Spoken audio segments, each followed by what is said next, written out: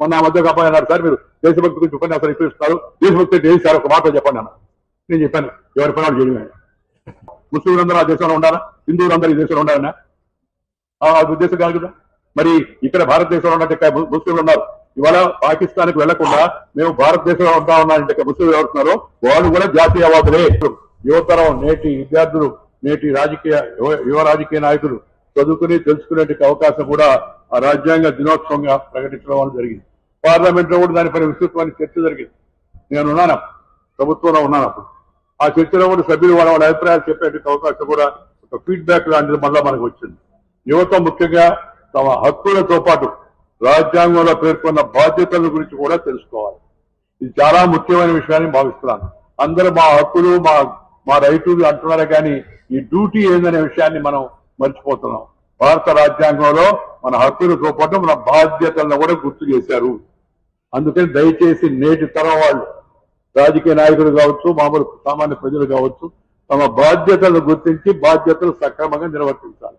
మొన్న ఆ మధ్య అబ్బాయి అన్నారు, సార్ మీరు దేశభక్తి గురించి ఉపన్యాసాలు ఇప్పిస్తున్నారు, దేశభక్తి అంటే ఏది సార్ ఒక మాట చెప్పండి అన్న. నేను చెప్పాను, ఎవరి పని వాళ్ళు చేయడమే.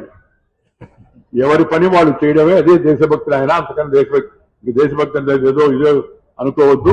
ఎవరి పని అంతేనా సార్? అంతే అన్న. నీ పని నువ్వు చేయి. ఎవరికి ఏ బాధ్యత ఇస్తే ఆ బాధ్యతలు సక్రమంగా నిర్వర్తిస్తే అదే పెద్ద దేశభక్తి అవుతుంది ఆయన అని చెప్పాను నేను ఆయన.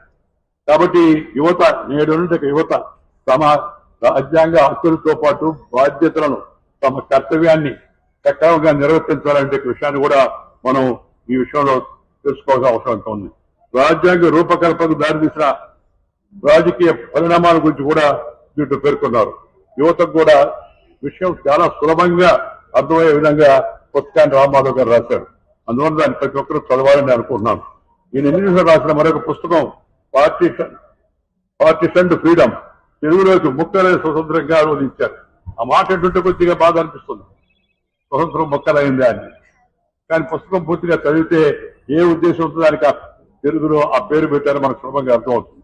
భారత విభజనకు దారితీసిన క్లిష్ట పరిస్థితులను ఆయన ఇందులో విశ్లేషణాత్మకంగా వివరించాడు. విభజన వల్ల పాకిస్తాన్ ఎలా ఏర్పడిందో ఆ విషాదకర సంఘటనల గురించి యువత తెలుసుకోవడానికి ఈ పుస్తకం ఎంతగానో ఉపయోగపడుతుంది. ఎందుకు మన పెద్దలు ఆ రోజు లొంగిపోయారో నాకైతే అర్థం కాదు. ఎందుకంటే మత ప్రాతిపాదిక పైన దేశాన్ని చేర్చడం అనేది చాలా ఘోరమైన తప్పు. అయితే మేము ఉండలేమో, కలిసి ఉండలేము అనే విషయాన్ని మనం ఒప్పుకున్నామంటే అర్థం ముస్లింలందరూ ఆ దేశంలో ఉండాలా, హిందువులందరూ ఈ దేశంలో ఉండాలన్నా అది ఉద్దేశం కాదు కదా. మరి ఇక్కడ భారతదేశంలో ఉన్నట్టు ముస్లింలు ఉన్నారు, ఇవాళ పాకిస్తాన్కి వెళ్లకుండా మేము భారతదేశంలో ఉంటా ఉన్నారంటే ముస్లింలు ఎవరుతున్నారో వాళ్ళు కూడా జాతీయవాదులే, వాళ్ళు దేశభక్తులే. కాబట్టి మేము ఇక్కడ ఉంటామని చెప్పారు, ఉంటామని ఉండిపోయారు. లేకపోతే వాళ్ళు కూడా అక్కడికి వెళ్ళి ఉండేవాళ్ళు కదా, వాళ్ళు పంపడం అవకాశం కూడా ఉంది కదా. అసలు లోతుపాతులు, పార్టీషను, దాని పరిణామాలు, దాని నేపథ్యము, అప్పుడు జరిగిన సంఘటనలు, వీటన్నింటినీ చెప్పడానికి ఎందుకో చాలా మంది భయపడుతున్నారు. ఏమైపోతే ఎందుకంటే పాత విషయాలను గుర్తు చేస్తారు. పాత విషయం గుర్తు రాకపోతే కొత్త విషయం పెట్టేటా కూడా.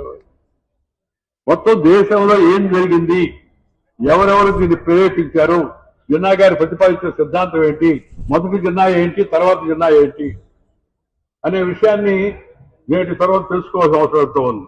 అదే సందర్భంలో బ్రిటిష్ వాళ్ళు పడిన కుతంత్రాలను యువత నిశ్చితంగా అధ్యయనం చేయాల్సి ఉంది.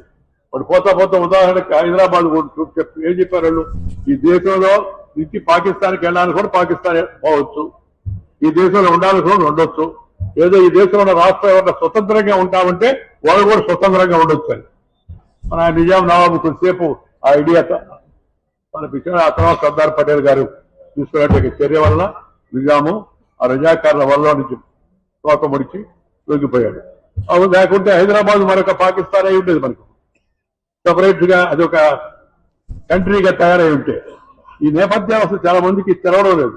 విషయాలు తెలుసుకోవాలనే ప్రయత్నం చేస్తే దానికి తగినంత పుస్తకాలు, తగినంత వివరాలు సేకరించి మన ముందు పెట్టే ప్రయత్నాలు కూడా పెద్దగా జరగలేదు. ఈ చరిత్రకారులు, వామపక్ష చరిత్రకారులు రాసిపెట్టిన అనేక వాళ్ళు దాచిపెట్టిన అనేక వాస్తవాలను రామ్ మాధవ్ నిశ్చితంగా పరిశీలించి లోతుగా ఈ పుస్తకంలో వెలుగులోకి తెచ్చారు. అందుకని ఆ విధంగా చూసేప్పుడు కూడా ఆ పుస్తకాన్ని చదవాలి. గతంలో బెంగాల్ విభజన విషయంలో విఫలమైన బ్రిటిష్ వాళ్ళు భారతదేశాన్ని విడగొట్టి పాకిస్తాన్ ఏర్పాటు చేయడంలో వారు విజయం సాధించారు. స్వతంత్ర ఉద్యమ నాయకులు చేసిన పొరపాట్లు ఏమిటి? విభజనకు దారి తీసిన